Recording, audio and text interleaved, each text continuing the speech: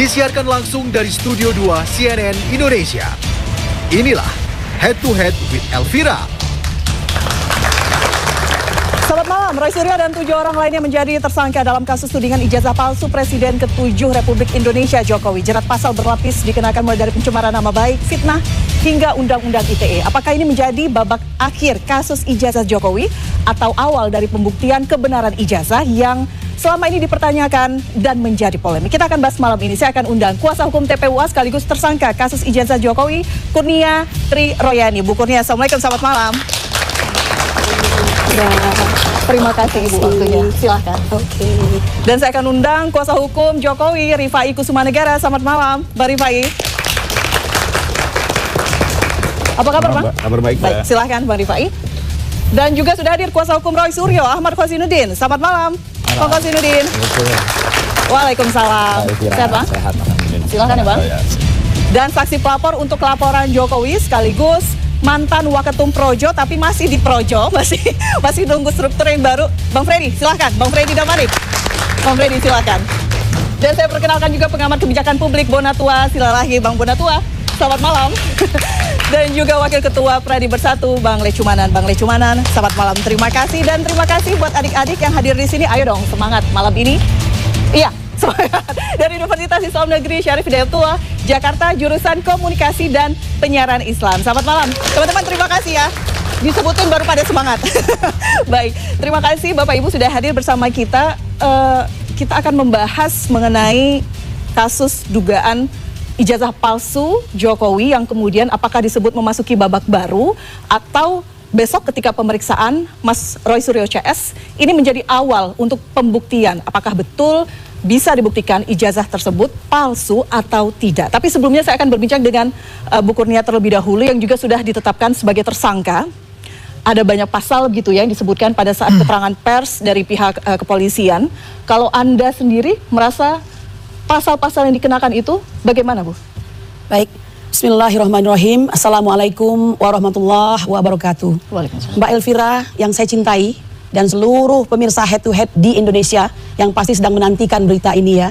Saya ingin mengatakan bahwasanya sebagai seorang person yang insya Allah mengerti hukum, saya sangat memahami bahwa kewenangan itu atau satu kewenangan itu bisa mengalahkan berjuta kecerdasan. Bahwa posisi saya yang hari ini menjadi tersangka, ini memang sungguh-sungguh suatu hal yang mungkin kami sadari dari awal ya. Meskipun ada suatu harapan di hati kami bahwa hukum ini sebenarnya sedang bergerak maju begitu. Tapi apa yang harus kami sampaikan adalah bahwa kepolisian pada hari ini harusnya menjadi penegak hukum, bukan menjadi politisi. Ada semacam nasihat yang mengatakan bahwa the truth must be tested, not silent. Jadi artinya bahwa kebenaran itu harus diungkap, bukan dibungkam begitu. Jika ada seseorang datang dengan sebuah tuduhan, let's say bahwa yang dituduh ini adalah orang nomor 1 begitu, maka sesungguhnya tidaklah pantas kalau orang tersebut langsung dihukum. Justru sebaliknya dibuka jalan untuk melakukan suatu misalnya ya kesempatan untuk memberikan semacam klarifikasi, kemudian juga dibuka penelitian dan lain sebagainya. Dan sayangnya itu tidak dilakukan begitu. Kami ingin juga mengatakan bahwa jika Anda adalah seorang penguasa ataupun pejabat publik, maka sesungguhnya Anda tidak lagi memiliki perlindungan yang akan dinikmati oleh orang biasa. Jadi artinya Anda harus terbiasa dan mulai membiasakan diri bahwa Anda siap untuk dikritik dan diaudit begitu. Bu Kurnia, ini sambil kami buka, ini adalah klaster pertama yang kemudian pada saat konferensi pers disampaikan dan juga pasal-pasal, ancaman pasal-pasal yang disampaikan oleh pihak kepolisian. Bu Kurnia, ada penghasutan di sana, ada undang-undang ITE di sana. Menurut Anda melakukan hal ini tidak? Of course saya tidak melakukannya ya kan. Dan jangan lupa sebagaimana yang selalu saya sampaikan di awal-awal peristiwa ini sudah hampir 8 bulan ya. Saya ingin mengatakan banyak sekali aturan yang dilanggar. So, apakah kita setuju untuk melanggar semua aturan? Setidaknya ada 2 yang paling pasti. Pertama, kami ini adalah sebagai pengacara. Ya, saya pengacara. Beberapa orang lain pengacara. Egy Sujana pengacara, Damai Hari Lubis pengacara, Rizal Fadila, even dia adalah klien kami juga pengacara, dan satu adalah aktivis yaitu Rustam Effendi gitu ya. Nah, harusnya kami dalam melaksanakan tugas kami merasa nyaman karena kami dilindungi oleh undang-undang advokat ya. Jadi undang-undang advokat ini cukup sangat substantif dan menyeluruh untuk melindungi kami, terutama coba cek pasal 16 dan pasal 5. Jadi itu sudah ada bahwa kami tidak bisa dikriminalisasi dalam hal ini ya, atau diperdatakan dan dipidanakan. Lalu lihat juga undang-undang PSK, bukan PSK yang itu. Undang-undang Perlindungan Saksi dan Korban pasal 10. Ya, karena kami ini adalah pendumas. Sebenarnya nggak mau pendumas, Mbak, maunya melapor. Tetapi begitulah, pada hari ini fakta bahwa sangat sulit sekali untuk mendapatkan keadilan, karena kalau dari pihak yang beroposisi kepada pemerintah, setiap kali melakukan pelaporan itu, apalagi menyangkut orang yang sangat penting ini, ya kami sangat menyadari itu, maka itu akan sulit untuk mendapatkan label sebagai laporan. Maka itu jadilah dia hanya dumas saja. Tapi apapun itu, dumas itu pengaduan masyarakat, pengaduan masyarakat, pelapor, saksi, yaitu sebenarnya mereka juga dibebaskan sama seperti advokat tadi dari tindakan-tindakan yang sifatnya ya mengancam terhadap diperkarakan begitu. Dan ini untuk kapan? Untuk hari ini dan yang akan datang untuk menjamin bahwa orang tidak takut untuk melapor begitu. Nah, dua undang-undang ini dilanggar. Saya kira ini ya biasalah zaman Pak Jokowi, bukankah banyak sekali undang-undang yang dilanggar. Ya, begitu kira-kira. Bang Rifai, ada tanggapan dari Pak Jokowi terkait penetapan tersangka ini? Pertama, dalam pandangan kami penetapan tersangka ini kan bagian dari proses penyidikan dan memang ini tahapan yang harus dilalui ya. Sementara kalau buat kami sebenarnya concern kami bukan di penetapan tersangka, apalagi Pak Jokowi sendiri kan tujuan melakukan upaya hukum ini hanya dua. Pertama, ingin soal keaslian ijazah ini diuji secara hukum dan bisa diikuti oleh publik secara terbuka. Kedua, ingin nama baik dan martabatnya dipulihkan. Bahwa siapa tersangkanya, berapa jumlah tersangkanya itu tidak menjadi concern. Diserahkan kepada alat bukti yang ada. Bahwasanya hari ini ternyata penyidik menetapkan 8 tersangka, ya kita hormati. Dan menurut saya juga begini, kami sama-sama juga rekan sejawat, mendengar juga apa yang disampaikan. Ini kan bukan akhir dari segalanya. Tersangka ini kan justru di satu sisi, dengan status tersangka ada lebih kepastian ya bahwa siapa yang harus menjelaskan dari segi pembelaannya. Tapi di sisi lain justru tersangka juga punya hak yang lebih luas untuk mengajukan pembelaan. Baik nanti saksi, ahli atau apapun di situ kesempatannya mengajukan pembuktian, nanti biar penyidik sendiri atau jaksa akan melihat ini lebih objektif. Di satu sisi betul, advokat sendiri kita mengenal imunitas, saya juga advokat, bahkan salah satu pengurus profesi, tapi kembali lagi bukan berarti kebal demi hukum ya. Artinya ada rambu-rambu, misalnya pertama, apakah itu dilakukannya dalam rangka tugas profesi atau di luar itu. Lalu kedua, apakah itu dilakukan dengan etikat baik atau tidak. Dalam kasus ini, poin 1 dan poin 2 itu tidak terpenuhi. Kita kembalikan kepada penyidik. Ya, tentunya mereka menetapkan juga sudah mendengar banyak ahli, banyak saksi ya. Tapi biarlah ini berproses secara berimbang, objektif gitu ya. Dengan tetap menghormati baik hak penyidik maupun juga hak terperiksa. Baik. Bang Rifai, saya ingin bertanya karena ini pertanyaan publik juga. Karena sebelumnya kita tahu ada 2 kasus yang kemudian berakhir berujung tersangka begitu ya. Dengan ijazah Jokowi juga, tapi kemudian memang ada proses hukum selanjutnya. Kali ini ada 8 juga. Apakah kemudian memang meskipun tadi yang ingin memulihkan nama baik dan lain-lain, tapi kan endingnya tahu akan ada tersangka begitu ketika laporan masuk ke pihak kepolisian? Ya betul, memang itu kan mekanisme hukum yang berlaku gitu ya. Bukan hanya ujung-ujung perkara ini ya. Di perkara manapun juga seperti itu. Bahwa nanti tersangka diberikan hak pembelaan, lalu nanti misalnya harus ke persidangan, lanjut ke persidangan, nanti di situ bisa membela diri. Ya, tidak harus juga pasti dihukum kan. Bukan alergi dengan kritik, ingin membungkam suara-suara yang ingin mencari kebenaran? Menurut saya enggak ya, karena kembali lagi loh, kalau kita bicara fair-fairan, Pak Jokowi sendiri sudah 2 kali dilaporkan, 7 kali digugat, Mbak. Laporan di Barreskrim, alhamdulillah berhenti. Di Polda masih jalan, kami dilaporkan dengan Pak Kasmujo. Kami masih harus ada pembelaan di sana. Belum kami menghadapi juga 7 gugatan. Selama ini kami juga tidak playing victim. Kami hormati proses hukum yang ada, kami hadapi, ya tidak reaktif juga. Ada yang playing victim dalam kasus ini? Ya, saya melihat seolah-olah sekarang menyalahkan semua pihak. Ya, saya mengerti lah, itu bagian dari pembelaan. Tapi intinya adalah, ya sudahlah, kita sama-sama, kita juga aktivis, kita ikutin semua prosesnya, biar terang benderang ya. Kita menghormati juga teman-teman yang kritis, tapi juga ada juga bahwa Pak Jokowi juga punya hak asasi dong untuk menjaga nama baik beliau hari ini sebagai warga negara, sebagai seorang ayah, sebagai seorang kakek. Ya, apakah tidak boleh dia menjaga nama baik keluarganya, termasuk dia sendiri ya.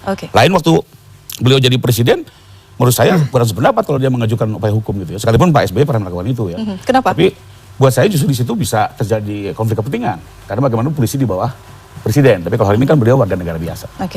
Jadi menurut saya kita ikuti saja ya. Paling tidak semua harus ada akhirnya. Ya. Kita mengarah ke sana.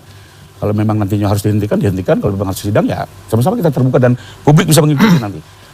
diskursus yang muncul, pembuktian yang muncul, teori-teori yang muncul, sama-sama kita belajar lah dari perkara ini. Oke. Ini yang kemudian beberapa kali disampaikan, apakah kemudian berujung tersangka atau tidak, Bang Kosinudin?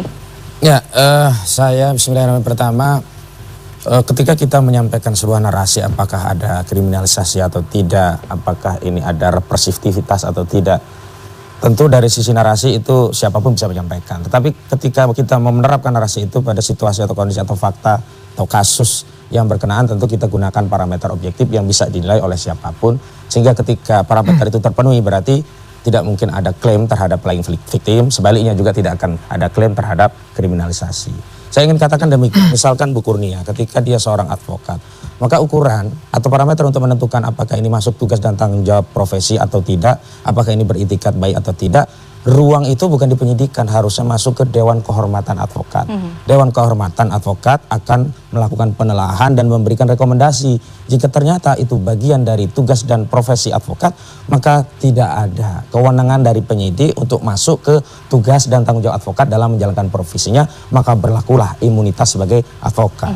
Namun apabila Dewan Kehormatan Profesi tadi menyatakan ini bukan tugas dan tanggung jawab profesi, bahkan misalnya dia menjanjikan akan memenangkan perkara, ini itikadnya buruk karena itu pelanggaran kode etik seorang advokat dalam menjalankan perkaranya, tidak boleh menjanjikan kemenangan, menjanjikan uang dan seterusnya, barulah dia bisa dikatakan itu tidak punya itikat baik atau melanggar kode etik dan dipersilahkan. Nah dalam kasus Kurnia kan itu nggak ada. Kita tanyakan dalam proses penyidikan nggak ada. Lalu apa targetnya ketika orang dilaporkan? Nah saya juga justru bertanya kepada, misalkan aku nggak tahu ya suasana kebatinan atau pikiran perasaan Lecumanan kah, Ade Darmawan kah, apakah mereka bahagia, gembira, laporan tidak lanjuti, terlapornya tersangka, setelah itu akan dipenjara, atau ada sisi yang lain? Apakah ini bagian dari tugas menjalankan revisi? Kami melihat kalau tadi Bung Rifai ya, soalannya adalah ingin memulihkan harkat dan martabat, menjaga kehormatan, termasuk yang paling utama adalah ya misalnya ingin membuktikan keaslian atau keyakinan publik terhadap ijazah itu diyakini asli. Saya kira kita jangan begini ya, ingin pandai berenang tapi memanjat pohon pinang.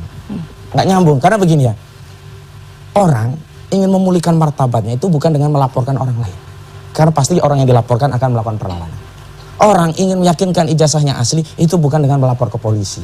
Tapi justru setidaknya kalau yang sederhana menunjukkan dipersilahkan untuk diteliti, atau setidaknya melalui proses peradilan tata usaha negara, entah dia mengambil inisiatif atau pihak lain yang mengambil inisiatif, kemudian besiking atau produk keputusan tata usaha negara itu ditetapkan oleh pengadilan, oh ini adalah produk keputusan tata usaha negara yang sah, sehingga orang-orang yang menyatakan ini palsu itu dianggap mencemarkan. Lalu selanjutnya, apakah kemudian jika katakanlah Bung Rifai, Bung semuanya lah kita semua, besok tersangka ini ditahan, apakah dengan demikian akan pulih atau bahkan lebih jauh di penjara? Apakah pulih kehormatan Saudara Joko Widodo?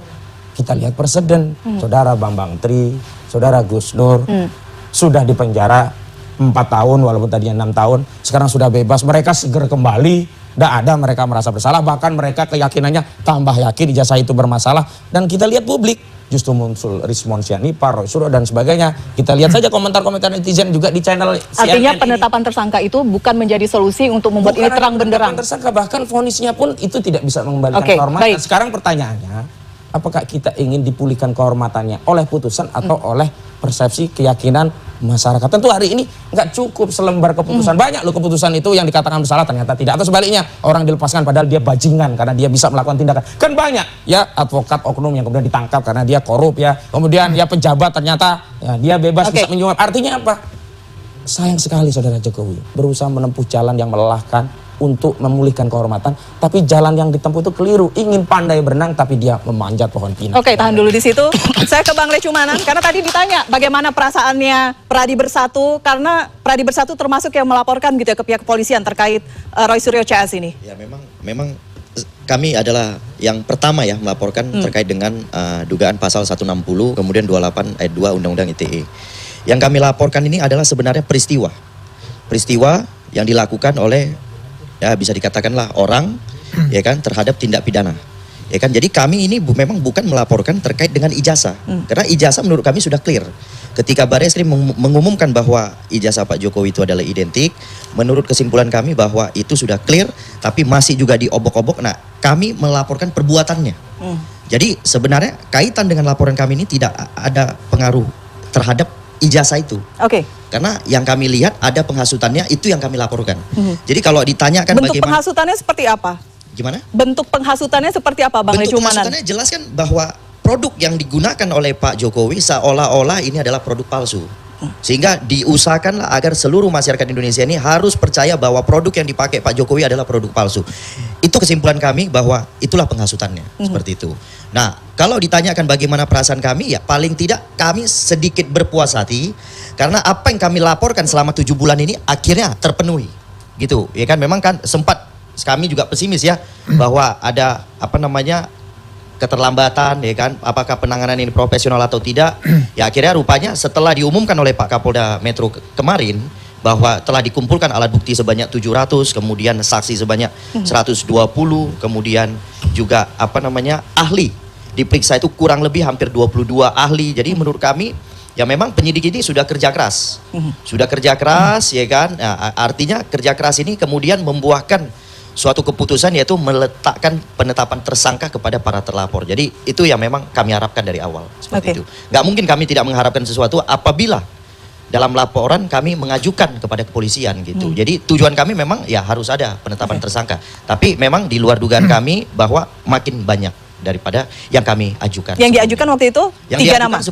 Sebelumnya yang nama jelas itu 3 orang, yaitu Ibu Tifa, kemudian Pak Roy, Pak Rismon dan kawan-kawan. Nah, tapi yang tercatat jelas itu 3 orang itu. Oke, definisi kawan-kawan termasuk Bu Kurnia di situ? Waktu itu kami nggak melaporkan Bu Kurnia. Kalau di sisi kami ya, laporan kami nggak ada nama Ibu Kurnia. Oke, baik. Berarti dari sisi Pak Jokowi ada nama Bu Kurnia juga? Ya, kalau laporan kami kan karena ini tindak pidana cyber, jadi kami lebih menyampaikan link-linknya. Ya, karena di dalam tindak pidana cyber itu kan orang banyak menggunakan nama samaran, anonymous ya. Terus juga dia borderless, ya, tidak melewati batas negara. Lalu yang ketiga adalah yang terpenting adalah link-link.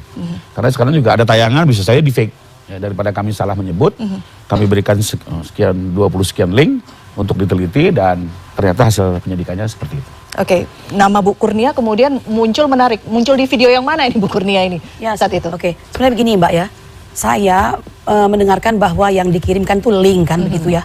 Apakah link itu sebuah alat bukti, ya kan? Saya ini sedang melaksanakan tugas saya sebagai seorang pengacara. Bahwa itu mungkin saya berbicara di podcast misalnya kan, atau saya sedang sidang pengadilan, saya sedang memberikan advokasi. All that is my task, ya kan? Nah permasalahannya sekarang ke orang bekerja, orang bertugas itu bisa dikriminalisasi begitu, ya. Nah kalau untuk sebagai ini ya, pengetahuan bagi Mbak Elvira, tidak bisa itu dijadikan juga sebagai alat bukti karena tidak semua itu saya ada di situ begitu. Bahkan Bang Roy Suryo itu menolak untuk memberikan keterangan karena merasa di setiap link itu nggak ada dia. Kok dia bisa dijadikan sebagai tersangka atau mungkin terlapor di awalnya begitu. Jadi apapun itu saya ingin mengatakan persis yang disampaikan oleh seorang guru besar di Pajajaran ya. Saya bisa menjamin bahwa saya tidak melakukan perbuatan pidana. Tetapi saya tidak bisa menjamin polisi tidak mentersangkakan saya. Kembali lagi saya ingin mengatakan sebenarnya ini hanya persoalan bahwa polisi harus berada pada tempatnya dan seorang pelapor harus mengetahui siapa dirinya. Apakah saya pantas melaporkan hal ini atau tidak? Kalau hanya untuk menjaga martabat keluarga seperti yang disampaikan, martabat keluargamu tidak akan kau dapatkan dengan kau mentersangkakan orang begitu. Nah, Mas Rifai, saya terus terang, saya damai kalau dekat Bang Rifai ini ya. Because kalau dia ngomong tuh tenang kita ya, tidak mengajak banyak provokasi. Tetapi tenangnya hanya sementara Bang Rifai. Yang saya maksud adalah bahwa di awal-awal pelaporan sudah muncul itu nama-nama. Walaupun berupa singkatan ya. Sudah ada RS, RS, kemudian ES, K dan RF ya dalam hal ini begitu. Jadi kalau dikatakan beliau mengelak mengatakan kami tidak melaporkan orang, saya kira Pak Jokowi janganlah dalam hal ini berbohong begitu kan. Ini adalah delik aduan di mana Bapak sendiri yang harus melaporkan. Bapak merasa dihina serendah-rendahnya dan apalagi satu lagi dihinakan serendah-rendahnya dan pokoknya begitulah. Direndahkan serendah-rendahnya begitu kan. Nah, ini kan jelas-jelas harus menuju kepada siapa begitu. Tidak mungkin polisi mewakili Pak Jokowi untuk merasakan perasaan dan kebatinan Pak Jokowi. Dan satu lagi Mbak, efeknya ini sangat besar. So before you make report, pikirkan dahulu begitu ya. Apalagi Anda seorang bapak bangsa. Nah, jadi kalau kami melakukan katakanlah agak kritis. Karena apa yang Pak Jokowi lakukan dalam 10 tahun itu tidak berada pada ruang kosong ya. Kita tahu bahwa banyak sekali hal-hal, mungkin saya agak panjang sedikit, yang merupakan kepedihan rakyat. ya, dan tentu saja dalam hal ketatanegaraan maupun rakyat itu sendiri. Misal, apa peran Pak Jokowi dalam pelemahan KPK secara sistematis? Apa peran Pak Jokowi terhadap revisi Undang-Undang Minerba? Apa peran Pak Jokowi dalam Omnibus Law? Apa peran Pak Jokowi dalam hal ya ini memberi contoh kepada bangsa soal nepotisme misalnya, atau dalam urusan menaikkan kembali peran-peran daripada dualisme dalam hal militer dan segala macam? Ada semua, Mbak, ya. Nah, kami ini tidak semata-mata tok ijazah saja, berjuang sudah cukup lama. Ya, mungkin saja barangkali muka saya sudah barangkali dicireni kali kan, nah ini bandel ini selalu ngomong ini, barangkali seperti itu, I don't know. Jadi ditarget dari sebelumnya menurut mungkin Anda? Seperti itu. Oke, ya, baik. Tahu saya. Suara Bang Freddy dulu sebagai saksi pelapor, Bang. Seperti apa Anda melihat proses ini? Karena kan juga ikut bagian gitu ya, menjadi saksi saat itu. Karena ini kan sekarang kemudian ramai dibicarakan bahwa ini pembungkaman, kriminalisasi. Ya, saya menambahkan Bung Rifai sedikit ya mengenai advokat. Sebetulnya contohnya banyak sekali di tim beliau-beliau ini. Kurang keras apa Bung Ahmad ini menghina Pak Jokowi? Demikian juga advokat yang lain. Mana menghinanya? Ya. Saudara, di mana menghinanya? Dengar dulu, kurang keras Tidak apa? boleh begitu di depan rekan sejawat kalau Anda memang seorang advokat. Iya. Itu tuduhan. Dengar, makanya saya mau Di jelasin. mana menghinanya? Saya mau jelasin, dengar dulu. Kurang keras apa? Pilihan kata Anda lah. Kurang, Biar saya mau tanya. iya, Di iya. mana menghinanya? Kurang keras apa beliau ini di dalam melakukan Saya ulangi, penghinaannya di mana? Anda kan sering mengatakan yang tadi aja sehina-hinanya, serendah-rendahnya. Oh, itu saya mengutip Ya Jokowi. makanya jelaskan dulu, saya dengar dulu, saya menjelaskan. Enggak, saya menghina Jokowi di mana? Ya di narasi-narasi Anda. Narasi yang mana? Dengarkan dulu. Jangan Cak, sampaikan saja, saya mendengar, saya bukan tuli loh. Iya, Anda Yang itu mana? sering sekali. Saudara jangan menghina-hina saya. Sering di forum. sekali. Iya, nggak apa-apa. Sampaikan saja, yang mana? Banyak sekali Jangan video-video. bicara banyak. Saudara sebutkan. Banyak sekali Jangan banyak video-video kata. Anda yang menghina Pak Saudara, Jokowi. Yang mana? Sebutkan. Banyak sekali. Saya Sampai tidak banyaknya. dilaporkan oleh saudara Jokowi. Harus subjektif. Makanya biar dengar dulu, biar saya. Makanya saudara jangan Oke. menggunakan contoh saya. Oke, Cari contoh yang lain. Satu-satu. Dengar dulu makanya Tarik saya sepil saya katakan sekali lagi, saudara. kurang Baik, keras tarik sepil apa yang lain. dia Oke, baik. ini menghina Pak, tetapi Menghina lagi. tidak ada ditersangkakan. Oh, Anda maunya saya ditersangkakan? Dengar dulu Bung, saya mau kasih Saya contoh. marah kalau kayak gini, Mbak Elvira. Anda cari analogi yang Ngawur lain. ini. Saya tidak perlu. Terserah saya ini, saya Ya sudah, bicara. terserah mengkonter Oke, Anda. Gitu loh. gantian. Nanti Oke, Anda gantian kasih ya. contoh saya, terserah Anda kalau mau. Oh iya, termulut. Gitu loh. Baik. Ini jongos Nah, Jokowi. tuh kan.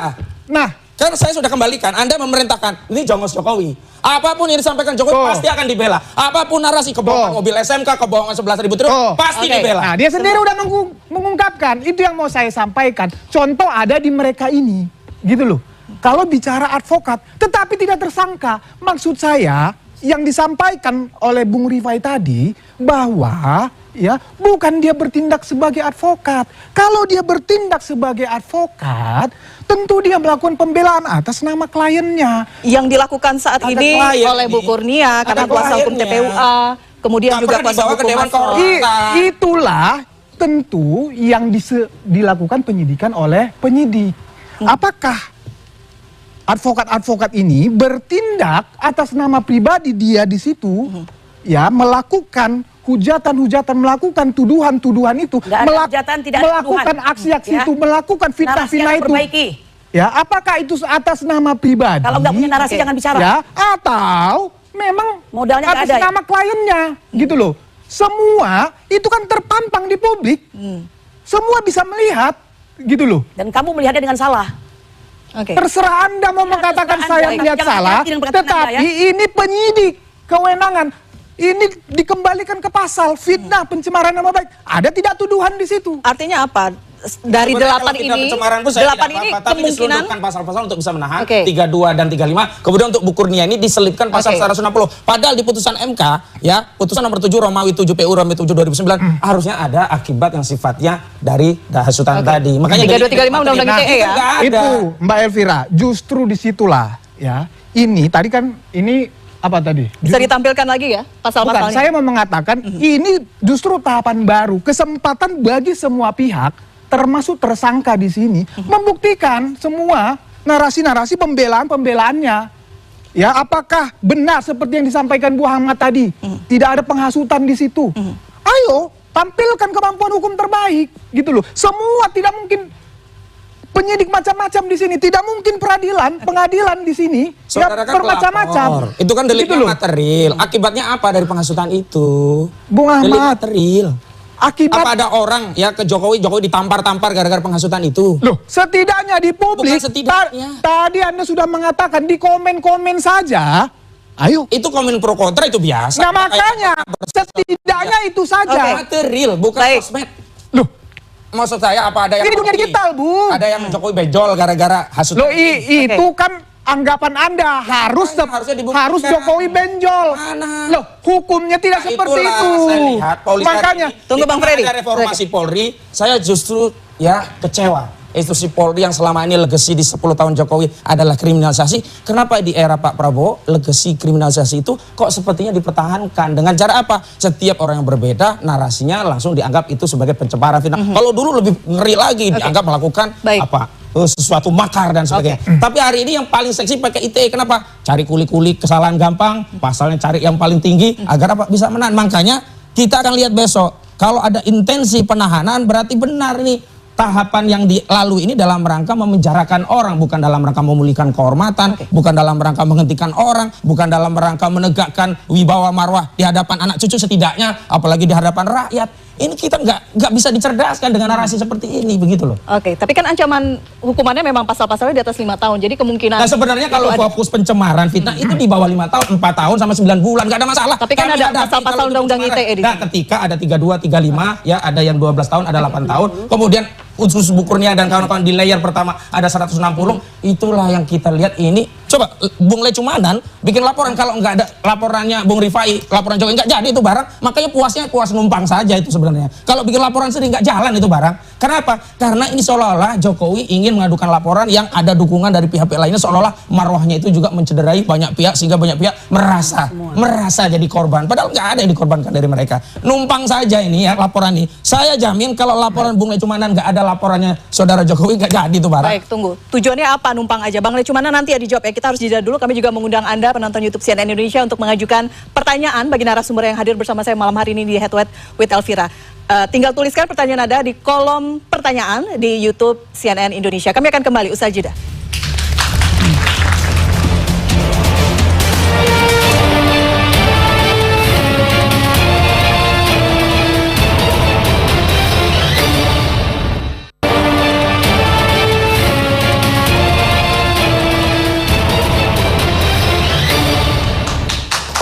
Baik, terima kasih Anda masih bersama kami. Saya sambung ke Bang Lecumanan. Tadi disampaikan hanya numpang saja. Jadi kalau laporannya tidak ada ya kasus ini nggak akan seperti ini jadinya. Ya, jadi kalau terkait dengan laporan numpang saja ini memang definisinya saya bingung gitu. Karena jelas laporan kami inilah laporan yang pertama. Sebelum Pak Jokowi mengajukan pelaporan ke Polda Metro Jaya, kami sudah melaporkan ke Polres Metro Jakarta Selatan. Jauh, kira-kira hampir 1 bulan lebih. Kami duluan melaporkan terkait dengan 160 28 ayat 2 Undang-Undang ITE dan Junto 45A. Jadi artinya, ya kan, kami melihat awalnya kan memang ada dampak yang kemudian ada upaya paksa dari salah satu grup ya yang datang ke rumah Pak Jokowi di Solo, memaksa untuk ditunjukkan, ya kan, dengan mengatasnamakan golongan tertentu. Nah, dari situlah kami kemudian menyimpulkan bahwa ini sudah masuk ke dalam penghasutan. Kemudian ada lagi yang terjadi di Malang. Ada peristiwa yang terjadi di Malang, ada pembakaran terhadap foto-foto Pak Roy Suryo. Itu yang kami lihat ini, wah akibatnya sudah luar biasa ini.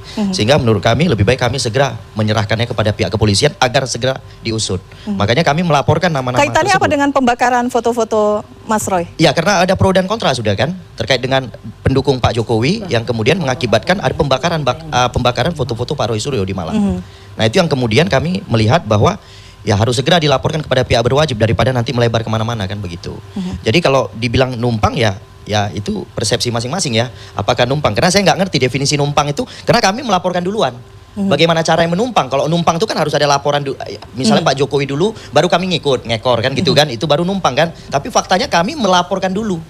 Setelah kami melaporkan 1,5 bulan kemudian baru Pak Jokowi masuk laporan Pak Jokowi. Oke. Gitu. Jadi tidak ada definisi numpang itu. Jadi Singkat tidak saja ada sebelum menurut saya ke Bang Bonatua. Iya, numpang itu kan orang bonceng dengan orang lain, baik dia duluan nunggu di satu sudut atau dia belakangan ngejar. Akhirnya Tapi ini yang jalan pertama. bareng. Iya, karena dia sudah tahu ini kan akan ada laporan. Udahlah, bikin laporan dulu nanti saya begitu. Lalu begini, Mbak. Tadi ada demo dan sebagainya. Itu kan modus operandi sama yang dilakukan di kasus Gus Dur. Jadi dulu undang-undang ITE ya, jadi unsur kerusuhannya itu diciptakan dengan dibikin demo-demo atas apa yang disampaikan oleh Gus Dur. Dan hari ini pun begitu, dibuatlah demo-demo seolah-olah ini membuat rusuh, terjadi kericuhan, ini atas hasutan. Jadi sudahlah, kita kenyang modus operandi kriminalisasi kepada Tunggu, maksudnya ada pihak-pihak yang kemudian mencoba membuat itu, ada skenarionya mirip seperti itu, jadi begini. polanya sama? Jadi begini, kalau ada laporan, itu yang kita pertimbangkan itu bukan siapa yang lapor, siapa yang menerima laporan. Hari ini yang menerima laporan siapa? Polisi. Saat yang lapor TPUA tidak ditindaklanjuti oleh polisi. Saat yang lapor saudara Jokowi ditindaklanjuti dengan cepat. Karena itu hari ini justru saya ingin koreksi ya. Polisi itu kan kalau kita bicara reformasi kan kelembagaan, SDM, kinerja. Setidaknya dari sisi kinerja yang menjadi catatan sepanjang 10 tahun era Jokowi itu adalah kinerja polisi itu banyak melakukan kriminalisasi.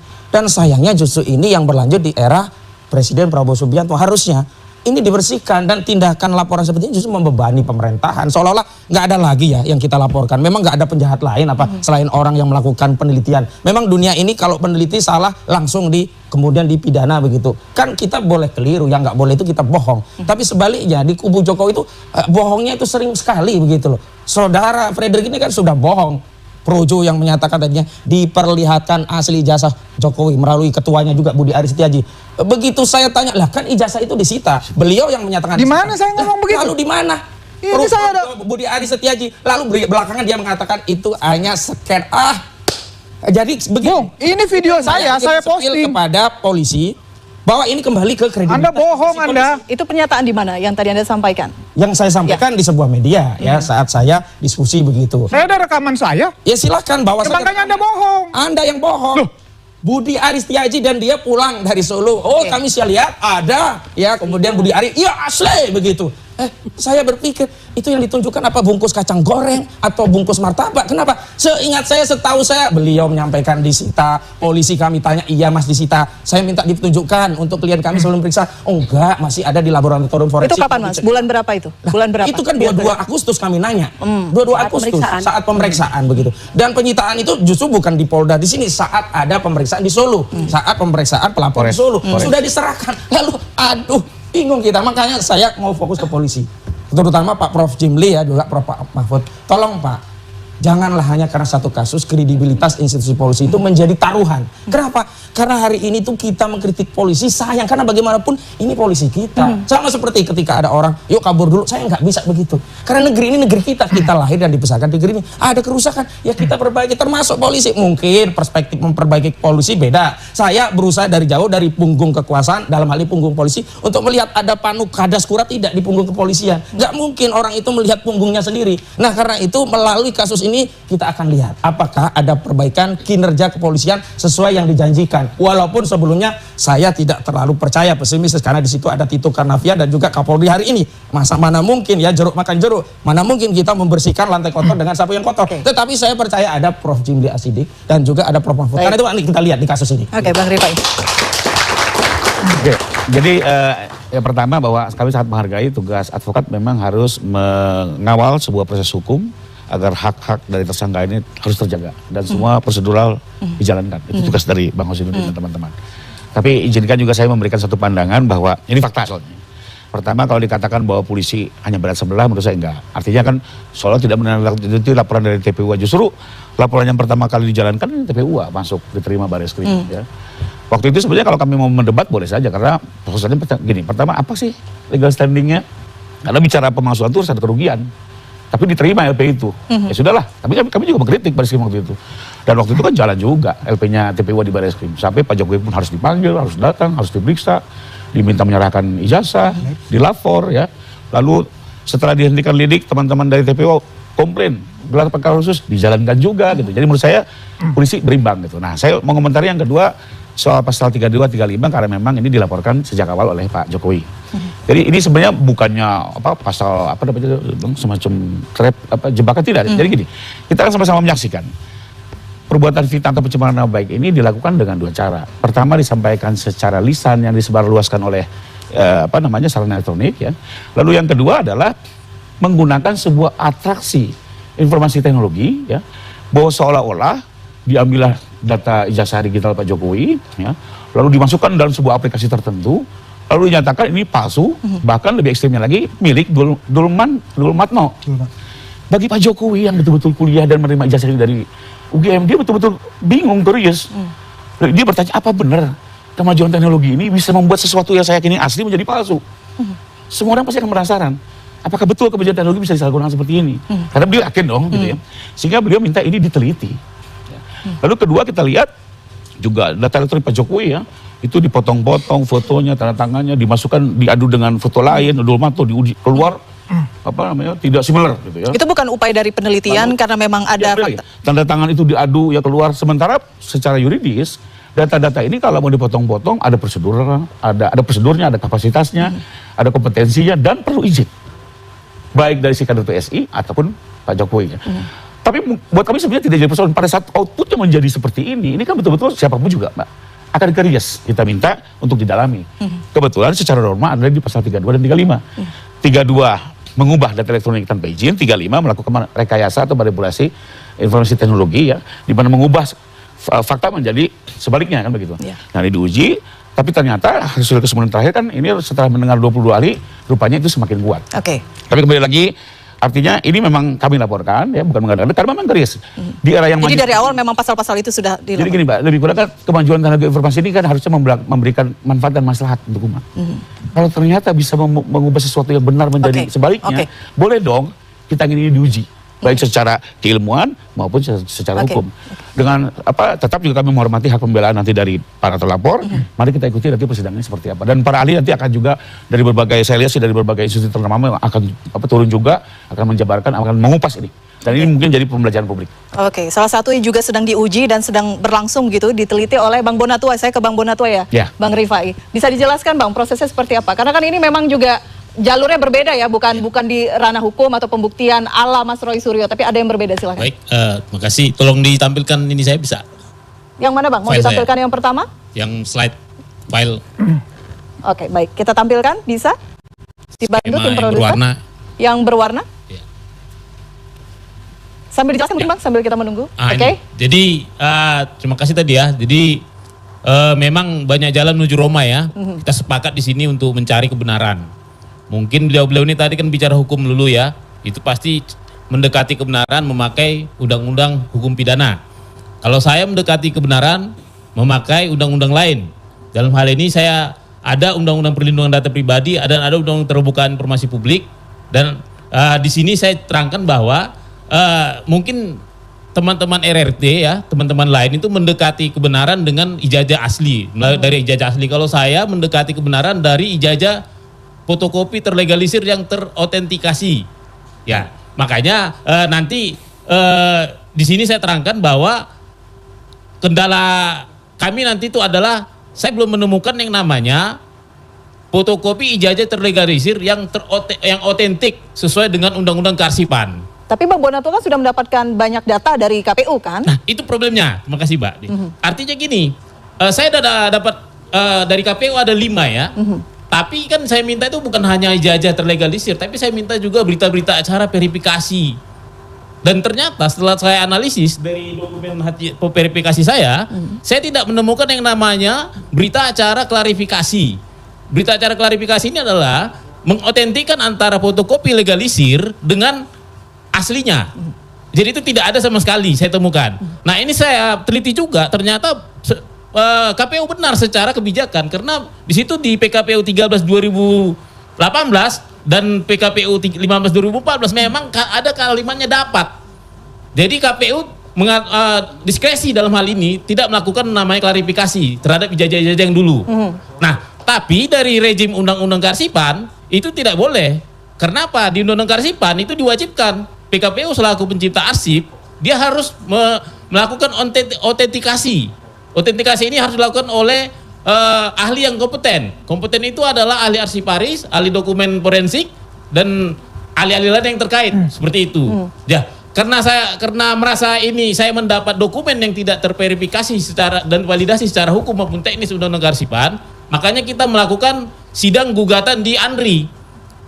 Di ANRI ternyata dapat fakta lagi kemarin baru di sidang bahwa ternyata uniknya KPU tidak pernah menyerahkan dokumen otentik sama sekali. Kebetulan Bu Kurnia juga lawyer saya di situ. Otentik itu maksudnya yang aslinya? Fotokopi ijazah yang terlegalisir sudah di peta komplikan dengan ijazah aslinya. Yang ada itu adalah KPU hanya verifikasi fotokopi terlegalisir ke UGM. Tapi artinya gini, tidak ada satupun pihak yang pernah melihat ijazah asli itu. Seperti itu. Jadi tapi secara regulasi kan memang tidak diatur secara detail seperti itu.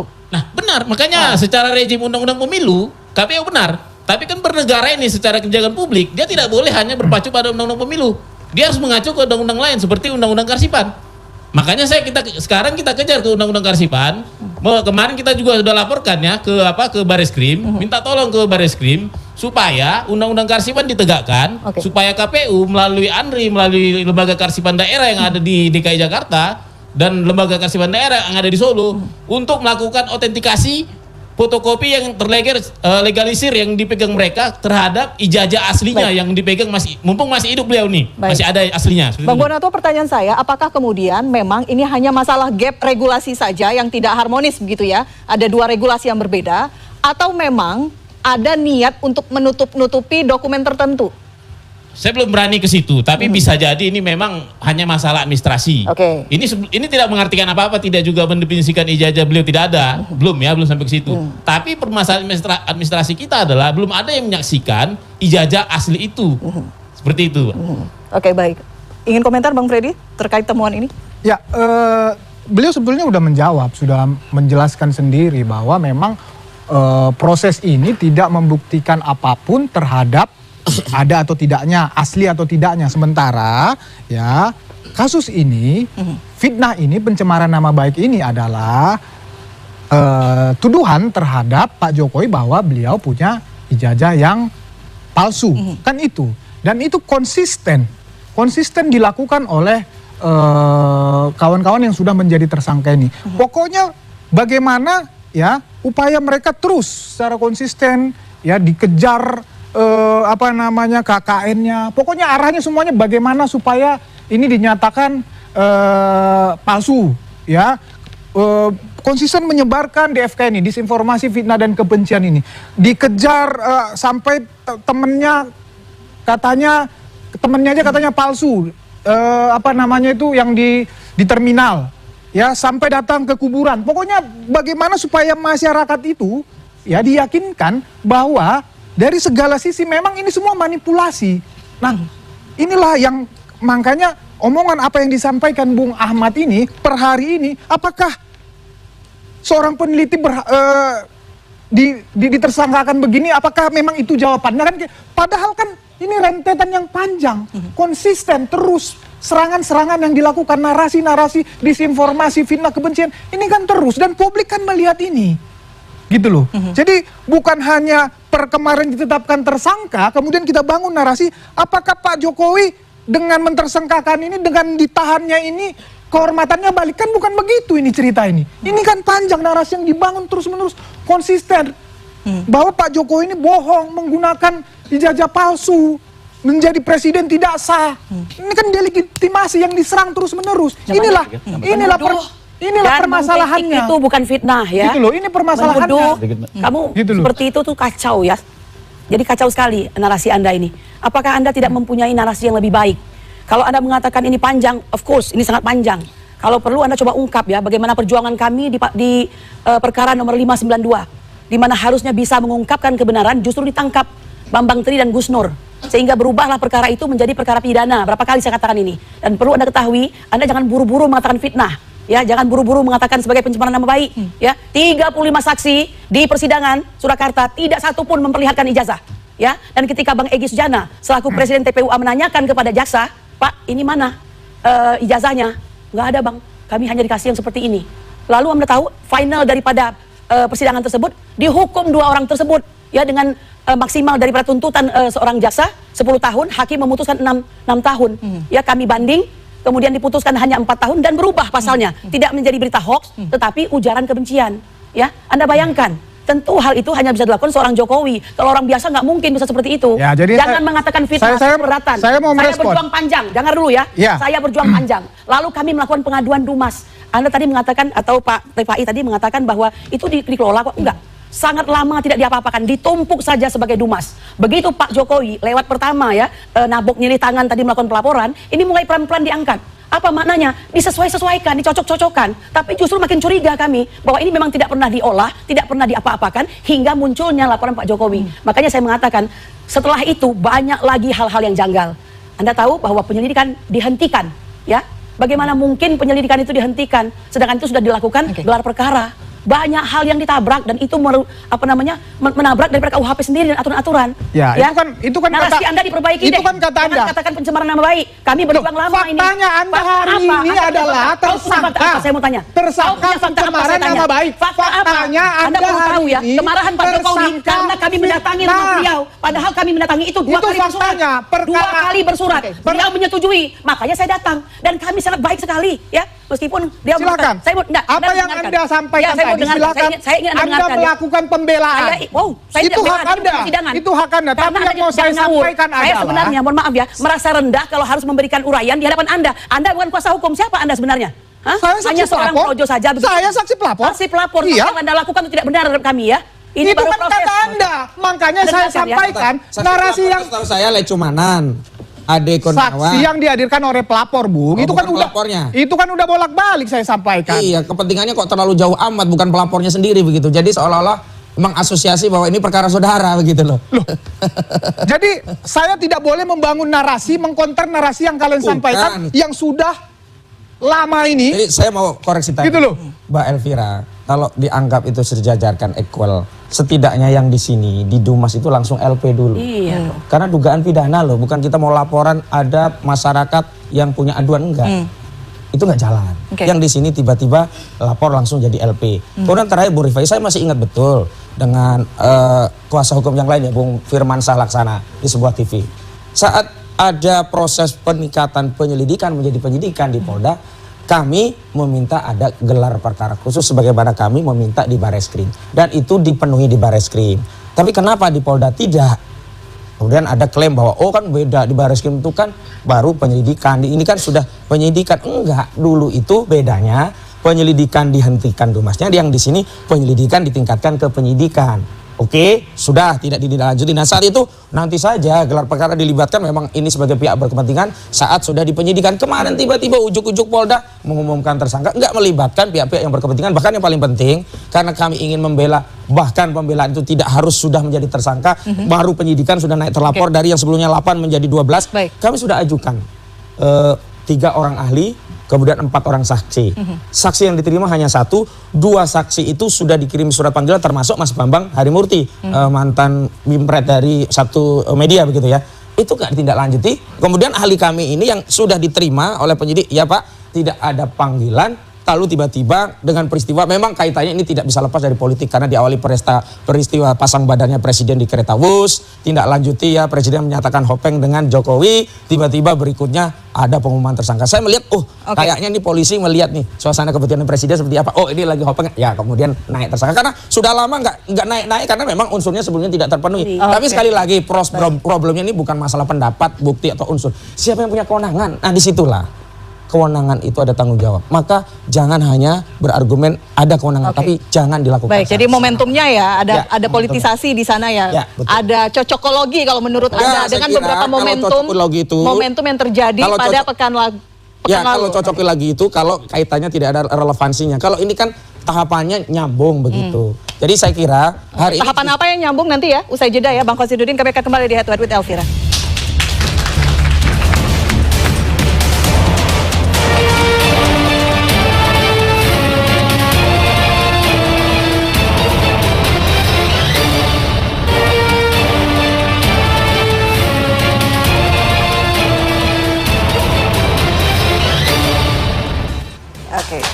Baik, terima kasih. Sebelum kita lanjutkan diskusi, kita libatkan dulu mahasiswa yang hadir bersama kita malam hari ini ya. Saya berikan kesempatan kepada mahasiswa yang ingin bertanya, silakan langsung. Boleh dibantu berdiri, yang mana ingin bertanya tadi? Oke, silakan berdiri. Kasih mic-nya. Oke, pinjem mic dari Bang Bonatua dulu. Silakan sebutkan namanya dulu, dan pertanyaan ditujukan untuk siapa? Oke, Assalamualaikum warahmatullahi wabarakatuh. Perkenalkan, nama saya Widya Fadila, saya dari Universitas Syarif Hidayatullah Jakarta, jurusan Komunikasi Penyiaran Islam. Saya ingin menanyakan kepada Bapak yang berkacamata berbaju batik, saya ingin menanyakan apakah kasus ini hanya diiringi pro kontra saja sampai akhir dan akhirnya kasus ini terbungkam oleh tadi yang Ibu Kurnia ini kan menjadi tersangka ya. Apakah kasus ini hanya diiringi pro kontra saja lalu yang jadi tersangka dibungkamkan atau adakah dari Bapak pihak dari tadi bagian apa?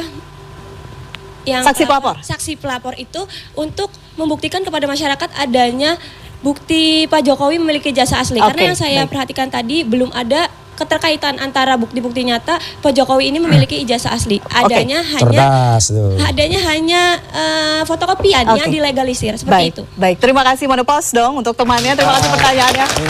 Silakan langsung direspon Bang Freddy, jawaban dari mahasiswa. Silakan Bang. Jadi tentunya proses pidana, ya sistem peradilan pidana kita nanti setelah tahapan penyidikan ini berkas atau perkaranya akan dilimpahkan ke pengadilan. Nah di pengadilan inilah nanti akan terjadi ajang pembuktian, ya baik dari pihak jaksa penuntut umum yang dalam hal ini mewakili Pak Jokowi maupun nanti dari pihak pembela ya sebagai terdakwa nanti kalau sudah di persidangan. Nah di dalam proses itulah ya nanti kan ini kan barang bukti ijazah itu disita. Tentu berkas itu yang termasuk ijazah asli Pak Jokowi itu akan berpindah ke ketika P21 nanti ke jaksa dan itu masuk di dalam berkas perkara. Nah di dalam proses pembuktian itu tentu ya jaksa penuntut umum yang mewakili di sini pihak korban Pak Jokowi tentu dia akan membuktikan itu di proses persidangan. Jadi bukan Pak Jokowi langsung ataupun pengacaranya nanti, tetapi melalui jaksa penuntut umum di depan persidangan nanti hakim tentunya karena di dalam proses pidana hakim itu aktif. Aktif artinya apa? Hakim itu akan menggali kebenaran material. Apa itu kebenaran material? Semua yang berkaitan dengan pidana itu, semua yang berkaitan dengan dakwaan ya itu akan digali oleh hakim ya tentunya melalui bukti-bukti, melalui saksi-saksi yang dihadirkan oleh jaksa penuntut umum. Itulah proses sistem peradilan pidana kita. Ya nanti bisa di-challenge juga oleh pembela dalam hal ini kuasa hukum oleh para terdakwa. Jadi kesempatan di situ sangat terbuka ya sekali lagi bukan Pak Jokowi yang hadir di situ tetapi Pak Jokowi bisa nanti ditanya misalnya ketika ijazah itu dipertunjukkan oleh jaksa penuntut umum setelah diminta hakim Pak Jokowi misalnya ditanya ini ijazah Anda Pak Jokowi? Ya. Nanti UGM juga ditanya ini benar UGM yang mengeluarkan? Ya. Kira-kira seperti itu prosesnya deh. Oke. Jadi ada kesempatan nanti di proses persidangan. Mungkin Bung Rifai mau nambahin? Oke. Ya. Ijazah aslinya sekarang di mana berarti Bang Rifai? Sudah disita. Jadi waktu di Polres Solo sudah disita. Bahkan sebelumnya pun jadi waktu kami kalau itu sudah pernah disita kemudian dikembalikan. Ini ijazah sudah berkali-kali. Pertama kali waktu kami bikin LP di Polda, LP tidak bisa dimasukkan kalau itu nggak tunjukkan. Saya tunjukkan, baru LP masuk. Nah setelah LP masuk. Berarti Bang Rifai sudah pernah melihat aslinya? Iya, bolak-balik sudah lihat. Baik. Waktu gugatan. Nah kembali lagi. Pertanyaan bukan asli tidak? Mata kita kan tidak mungkin bisa melihat ini asli atau tidak. Seperti uang palsu. Kembali lagi, saya lihat fisiknya langsung, saya pegang, saya raba. Ya. Tapi kembali lagi, menarik intuisi. Lalu apa? Menarik itu. Kita kembalikan ke laboratorium, Mbak. Tidak bisa menilai itu asli atau tidak. Sudah 2 kali lab dinyatakan asli, mau gimana lagi? Dan ini lab yang punya kemenangan. Gak mungkin Bang Roy Suryo menjadi labnya kan begitu. Berarti dari kuasa hukum juga tidak. Ada di forensik. Dan ini sudah berlaku dari tahun 70-an kan begitu. Nah tapi kembali saya mau komentari yang tadi dari, jadi yang pertanyaan Mbak ya. Sebenarnya sambil menjawab yang mengomentari yang dari Bang Bonatua, ini kan menarik. Bang Bonatua melakukan pemeriksaan di setiap KPU. Ternyata di KPU daerah Jakarta, di Solo maupun di pusat ada fotokopi legalisir itu. Yang selama ini kata Bang Roy Suryo bilangnya tidak ada. Infonya dari Bang Taufik katanya gitu kan. Tapi nyatanya kemarin ada kan Bang, ada semua. Berarti pertama gugur tesis bahwa tidak pernah ada fotokopi legalisir. Kedua, Bapak kan mahasiswa. Bagaimana cara melakukan legalisir? Pasti aslinya harus ditunjukkan pada kampus. Itu standar umum kan? Nggak mungkin ada fotokopi, cap, nggak mungkin. Dan nggak mungkin Pak Jokowi yang datang ke kampus, pasti dia nyuruh siapa pesuruhnya untuk datang ke sana. Jadi dia tidak tahu siapa, mana aslinya. Saya punya fakta persidangan nggak demikian. Jadi munculin dulu fotokopinya, lalu dilihat sama aslinya, ditangani juga oleh staf, disiapkan cap yang tanda tangan dekan. Itu standar. Nah, terbukti hasil penelitiannya Bang Bona, sejak di Solo ada legalisir 2 kali. Masuk Jakarta ada legalisir. Di Jakarta 2 kali ada legalisir. Ditandatangan oleh dekan yang berbeda. Artinya hampir selama 20 tahun bolak-balik ijazah ini dilegalisir. Kesimpulannya apa? Ada aslinya pasti. Kedua, ada verifikasi. Tidak mungkin keluar WhatsApp kalau nggak diverifikasi kalau palsu. Itu jadi sebenarnya itulah hasil penelitian bahwa soal Bang Bona mengkritik soal undang-undang kearsipan, saya setuju. Undang-undang terus ditegakkan, ya itu boleh-boleh aja Bang. Kita petik pelajaran. Tapi ada satu fakta yang sebenarnya juga bisa menjadi intuisi kita untuk menilai. Tapi lepas dari itu, biar nanti di sidang lah. Semuanya akan terbuka, semua bisa men-challenge. Baik, sambil menunggu sidang, saya ke Anda dulu karena ada pertanyaan dari Traveling with Kiwi. Pertanyaan untuk pengacara Roy Suryo CS. Pak Jokowi belum menunjukkan ijazah, tapi Pak Roy bagaimanapun belum melihat aslinya. Bagaimana kemudian bisa berkesimpulan hingga ada angka 99,9%, inilah yang dapat menghasut masyarakat. Yang pertama saya mau tegaskan, kalau yang disampaikan Bung Rifa itu kan teori atau asumsi bahwa kalau ada legalisirnya pasti ada aslinya. Dan kami sudah buktikan di persidangan Solo, saat itu guru SD, SMP, SMA, walaupun saat itu nggak sampai UGM, nggak dibawa itu yang di UGM. Itu kita tanya bagaimana mekanisme legalisir, ya legalisir saja. Pak Jokowi bawa aslinya, enggak Pak, cuman utusannya. Ya memang wajar lah, kayak gitu. Siapa yang berani nanya-nanya Jokowi? Asumsi saya begitu. Tapi faktanya memang tidak pernah ditunjukkan. Karena apa? Ketika yang melegalisir adalah Jokowi yang dulu katakanlah wali kota atau dia seorang presiden apalagi, mana berani mereka tanya-tanya. Nah itu yang pertama legalisirnya. Yang kedua, dalam pembuktian persidangan setiap pemalsuan dokumen itu harus ada rujukan bukti aslinya. Saya punya kasus yang lain, misalkan Charlie Chandra dipersoalkan SHM dia yang asli itu dibawa, disita, ditunjukkan, oh ini SHM punya bapakmu, oh ini yang dirampas oleh PIK 2. Nah di kasus Jokowi itu nggak ada satupun dokumen asli yang dibawa oleh jaksa untuk ditunjukkan dan dipersandingkan dengan bukti yang sudah dilegas. Ini bukti legasnya, ini aslinya, dan kami bisa mengakses.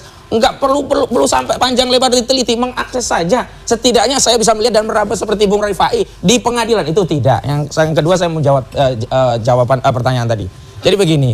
Naluri peneliti itu kalau ada something wrong, ada sesuatu yang salah, dia akan teliti. Kemudian ada bukti-bukti yang menjadi rujukan. Bukti awal itu kan sebenarnya dari buku Jokowi Undercover awalnya itu. Karena itu diambil dari KPU. Dan itu resmi dari situs-situs KPU. Dan sebagian dia foto dari pameran-pameran sejumlah media ketika ada konferensi pers misalnya itu. Nah, kemudian yang kedua menjadi makin makin yakin ketika ada keluaran-keluaran yang terbaru dari Bonatua dan seterusnya.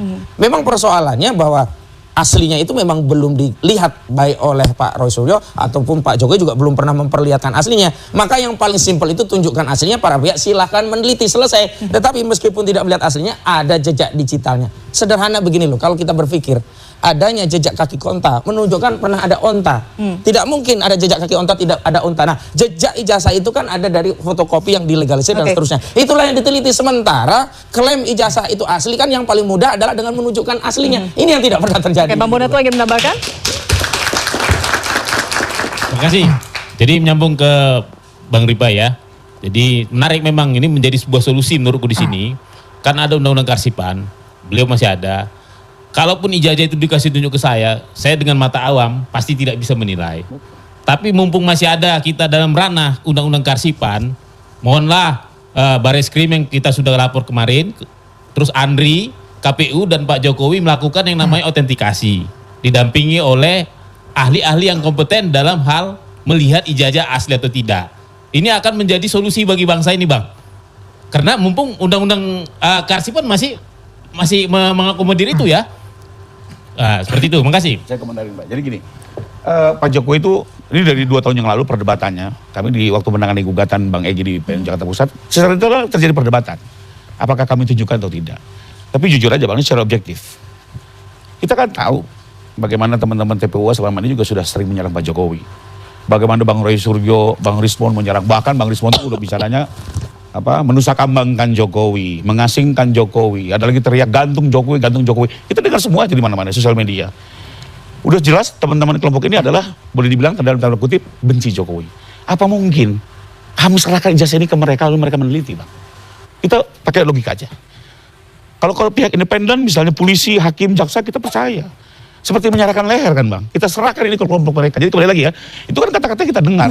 Mungkin kalau selama ini gak ada statement-statement yang negatif menyerang, mungkin kita akan boleh juga nih kita lihat, kita perlihatkan. Tapi contoh, waktu ada berkerumun wartawan di depan rumah Pak Jokowi, kan ditunjukin Pak Jokowi. Karena Pak Jokowi yakin wartawan ini netral. Jadi problemnya di situ. Jadi bukannya kami gak mau menunjukkan, sudah pasti kami tidak akan menyerahkan kepada pihak yang selama ini menyerang kami. Apalagi secara hukum tidak ada kewajiban. Lebih kurang gitu. Tapi kalau untuk proses hukum, kita lihat ya. Semua akan dijalankan, Pak Jokowi sudah komen juga di depan media, akan menunjukkan di depan persidangan. Oke, baik. Di depan persidangan. Ada pertanyaan selanjutnya untuk Bang Freddy.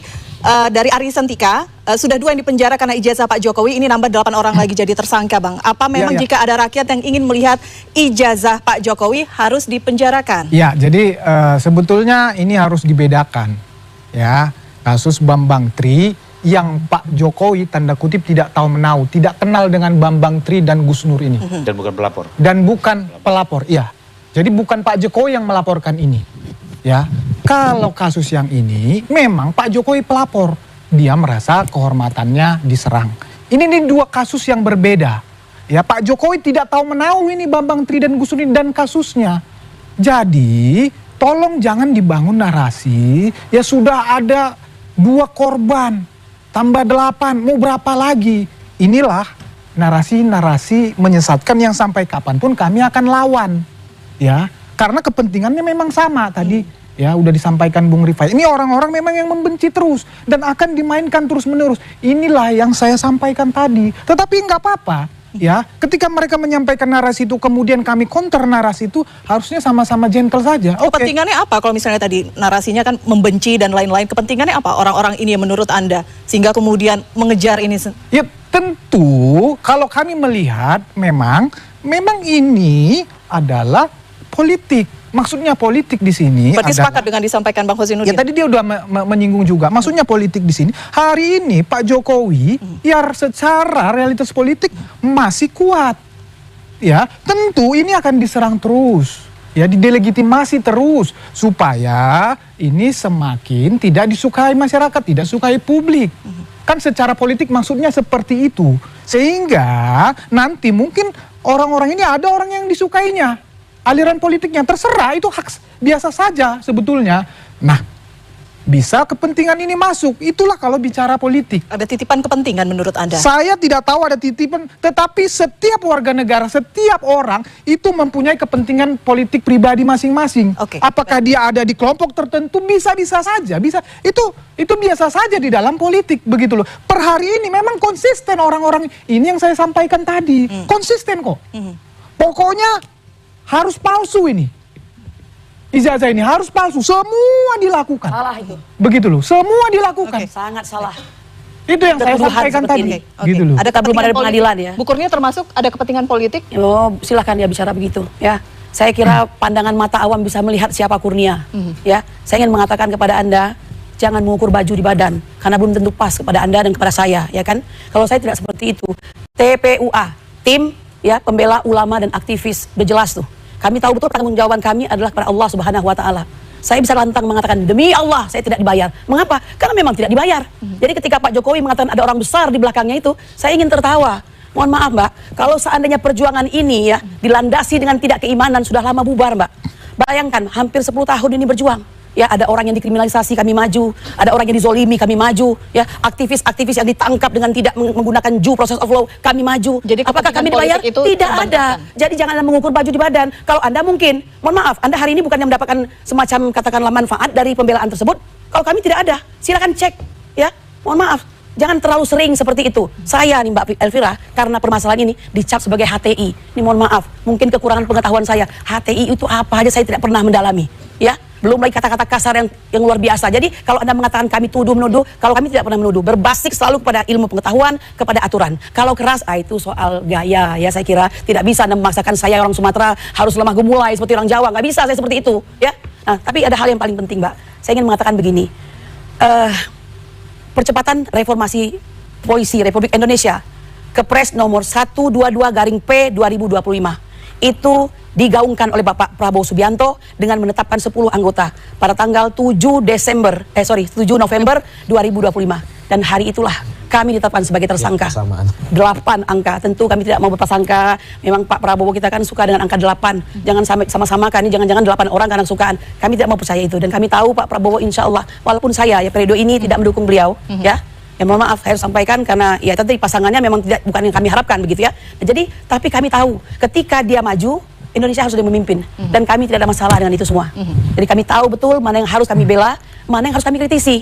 Pertanyaannya adalah jangan Anda mendahulukan penghukuman dibanding dengan pembuktian. Buktikan dulu baru kalau ada mens rea hukum orang tersebut. Nggak masalah. Saya tahu betul sebagai pengacara bahwa resiko saya adalah kaki saya 1 di penjara, ya. Apalagi TPU, Anda belum pernah merasakan kan menjadi seorang aktivis seperti itu. Saya sudah merasakan, Bung, ya. Saya katakan pada hari ini, kenapa? Besok kami tersangka. Tidak mengapa, demi Indonesia, ya. Oke, baik. Kita jeda dulu, Edward akan kembali sesaat lagi.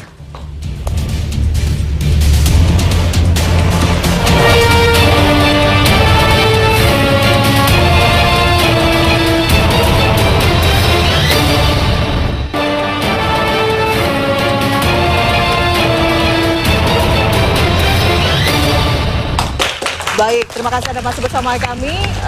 Di segmen ini saya ingin menanyakan bagaimana kemudian closing statement dari masing-masing narasumber. Saya ke Bang Bonatua sebagai pakar kebijakan publik begitu. Ada upaya-upaya yang dilakukan untuk pembuktian, tapi endingnya seperti apa kita masih menunggu. Silakan. Baik, terima kasih. Awalnya saya menyiapkan ending closing statement yang beda, tapi silakan loh Bang. Ya, ada yang memposting di Facebook saya yang menggugah saya ya.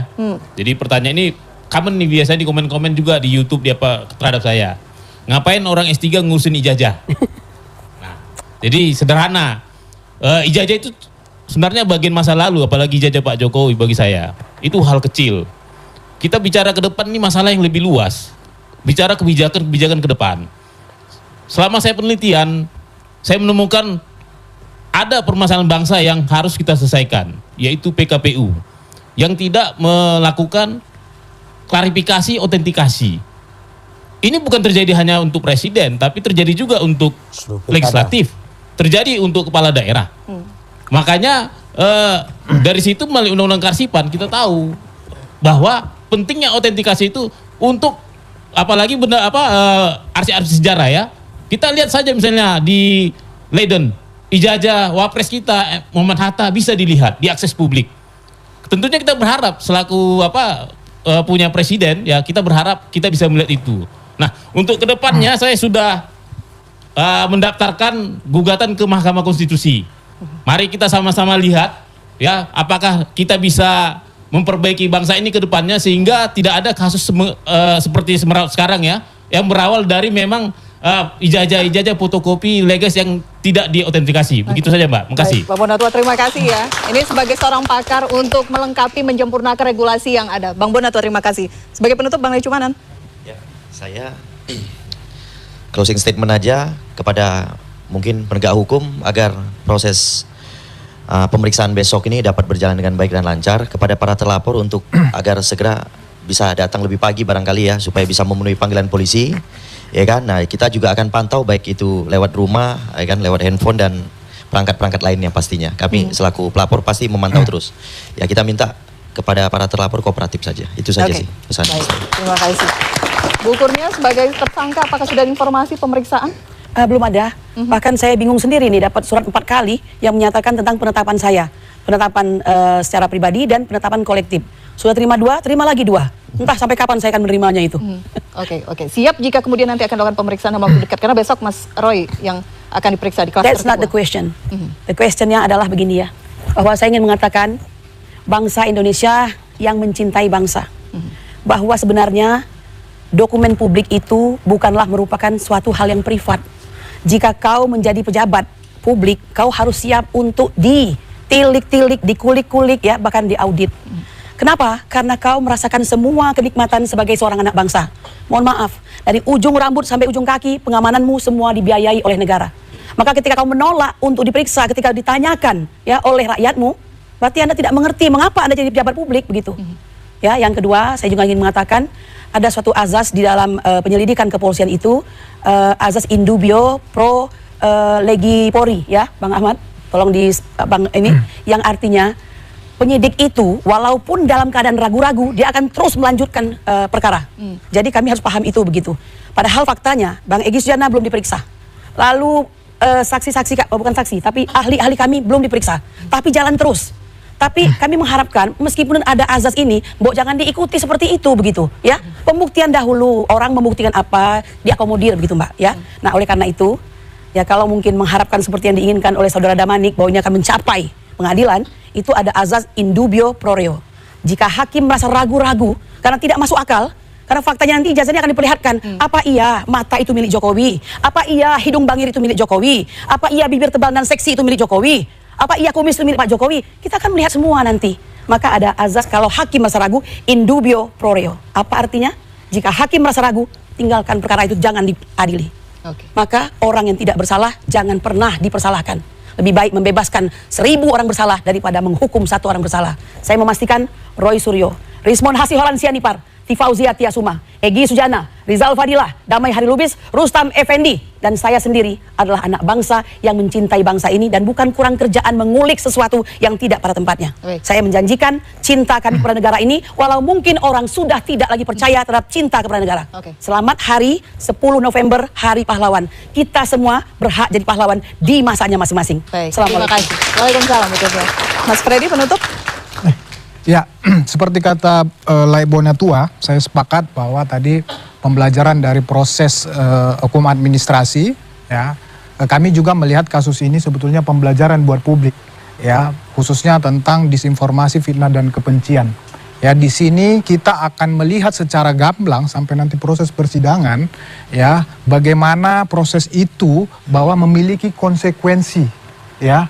Bagaimana kita agar ke depannya ya menyampaikan aspirasi, menyampaikan kritik, ya menyampaikan apapun itu di publik ya harus lebih berhati-hati. Ya, tidak perlu menyerang orang lain, tidak perlu menyerang kehormatan orang lain. Silakan sampaikan aspirasimu dengan bebas. Ini negara demokrasi, ini negara hukum. Itu dijamin, tetapi ketika Anda menyerang kehormatan orang lain, menyerang hak orang lain, maka ada hukum di situ yang akan membatasinya. Terima kasih. Baik, terima kasih. Bang Freddy. Bang Rifai, apakah ada upaya lain yang bisa dilakukan agar misalnya proses mediasi atau seperti apa dari Pak Jokowi masih membuka pintu itu? Oke, jadi memang ya ini sebenarnya sudah diceritakan berkali-kali ya. Di saat awal sebelum kami mendapat surat kuasa untuk melaporkan, kami kan sudah diminta beliau untuk memberikan teguran secara terbuka dengan harapan ini berhenti. Karena bagaimanapun beliau ini sudah jadi warga negara biasa, sudah tidak pejabat, ingin diberikan sebuah profesi lah di hari tuanya begitu ya. Jangan diseret-seret lagi ke politik, lebih kurang begitu. Tapi setelah teguran disampaikan, malah bergulir semakin kencang. Begitu juga pada saat ingin membuat laporan polisi, surat kuasa tanda tangan ini, beliau nanya ke saya, Mas Rifai, misalnya dalam perjalanan, apakah mungkin saya cabut?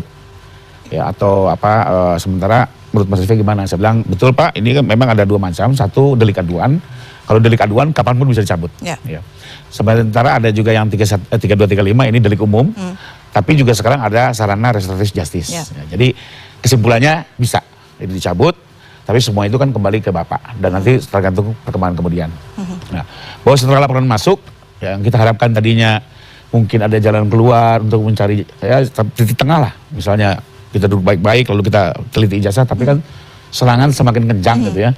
Bahkan apa kata-kata yang tadi itu apa gantung Jokowi, Nusa Kambangan. Jadi akhirnya kita juga serba hati-hati melihat keadaan ini kan.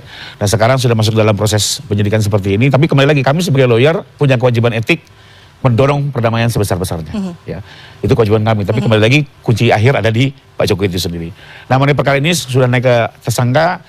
Buat saya tetap sebagai penegak hukum, saya menghimbau kita tetap menghormati asas praduga tidak bersalah. Ini baru tersangka. Masih bisa ditutup, masih bisa dihentikan, bisa juga dilanjutkan.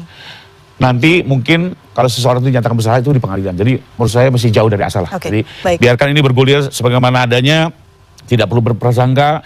Kita hormati juga tugas penyidik gitu ya. Begitu juga Pak Jokowi sendiri juga masih harus menghadapi laporan polisi di Jogja gitu ya. Gugatan juga masih ada lagi yang berlangsung gitu ya. Artinya ya sudahlah. Kita jalankan semua ini proses dengan baik. Biarlah ini jadi pembelajaran bagi masyarakat bahwa ini negara demokrasi, negara hukum. Akhirnya hukum juga yang harus menjadi jalan keluarnya. Oke, baik. Bang Rifai, terima kasih. Ya. Sebagai penutup kita Bang Husainuddin, besok Mas Roy Suryo CS akan diperiksa. Dan kami berupaya untuk menghubungi malam hari ini, sebelumnya confirm hadir melalui Zoom, tapi tampaknya sedang meeting bersama dengan tim yang lain ya, Mas. Dan besok persiapannya seperti apa? Apakah sudah berbincang langsung dengan Mas Roy? Persiapan sih sederhana, tadi kami sudah rapat dan sudah siap, dan kami juga sudah mengundang sebuah media untuk konferensi pers sebelum pemeriksaan seperti biasanya.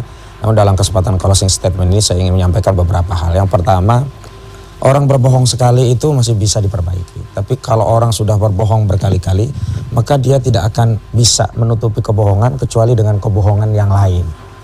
Masalah ijazah Jokowi dipersoalkan oleh Bambang Tri, itu bukan Jokowi tidak tahu, sudah tahu. Bahkan acara reuni-reunian itu yang pertama kali diadakan setelah ada kasus Bambang Tri. kemudian Jokowi dalam suatu tempat mengundang teman-temannya, menunjukkan teman-temannya, dan dia bicara tentang ijazah. Artinya tidak benar kalau Jokowi itu tidak tahu pada peristiwa Bambang Tri, tahu. Dan tidak benar kalau kemudian ketidaktahuan itu kemudian jadi dalih pembenar pembedaan antara dua kasus. Yang kedua, oke lah memang kasus itu yang lapor bukan Jokowi, tapi pembuktian kan tetap harus pada ijazah asli. Kenapa penyidik Polri saat itu tidak menyita ijazah Jokowi? Karena dia menjadikan itu barang bukti. Atau kalaupun tidak demikian, kenapa hakim tetap memvonis dengan perkara kabar bohong padahal bukti aslinya tidak pernah dihadirkan? Nah, dari situ kami menyimpulkan memang ada kekuasaan yang bermain, dan mohon maaf, sehebat apapun lawyer, manakala kekuasaan bermain, maka argumentasi hukum itu hanya menjadi alat legitimasi putusan. Argumentasi hukum itu hanya alat menjadi alat legitimasi untuk menetapkan orang sebagai tersangka, bukan dasar kebenaran dan keadilan. Dan dalam kesempatan yang baik ini saya mau titip pesan kepada saudara Lecumanan, tolong kliennya ya Sylvester Matutina itu penuhi masuk penjara, karena itu sudah inkrah, bukan lagi asas praduga tak bersalah. Apalagi sebelumnya kliennya dikatakan ada di Jakarta. Sayang sekali kenapa kami dihadirkan parodi penegakan hukum yang tidak sama sekali menunjukkan ada equality before the law. Dan kepada penyidik Polda Metro Jaya, saya kira kasusnya Firly Bahuri ya sampai sekarang juga belum kelar begitu, dan itu jelas kasus yang berkaitan dengan negara, pejabat negara, tipikor begitu. Sudahlah, jangan terlalu mengejar anak bangsa yang tidak ada nilainya ini.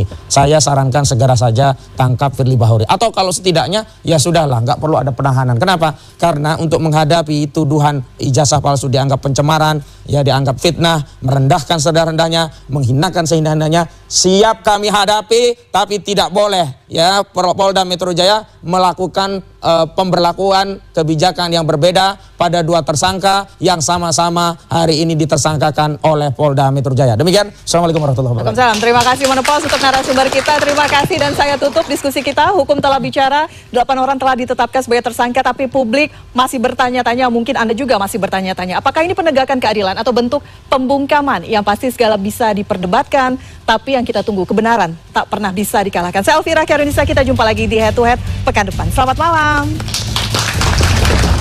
Thank you. Thank you, Ibu.